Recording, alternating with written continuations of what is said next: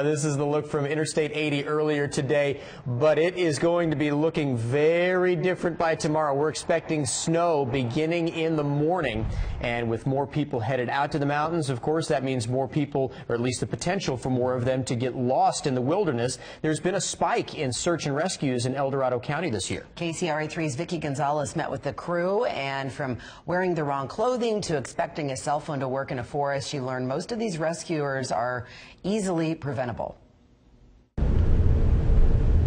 This beauty is inviting, but among the peace and quiet are those unprepared. It's up here.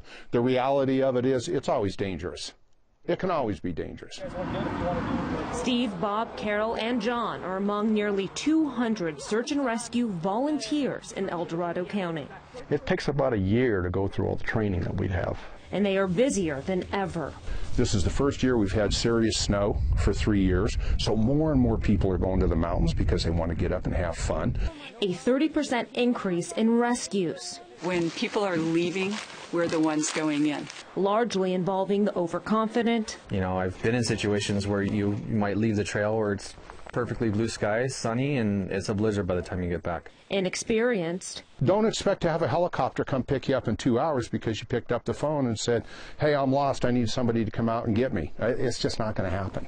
Unprepared. No flashlights, no warm clothing, basically no water, and they were hiking a fairly high peak. With unrealistic expectations. Fastest response, maybe 2 hours. Longest response, it may be tomorrow morning. With people like Steve, Bob, Carol, and John going above and beyond, donating their time and money to save lives. They volunteer all of their time to do this. They spend time away from their families, they spend time away from their jobs, and just the dedication of the volunteers is just, it's amazing to me. Hoping that hikers will meet them halfway by being prepared.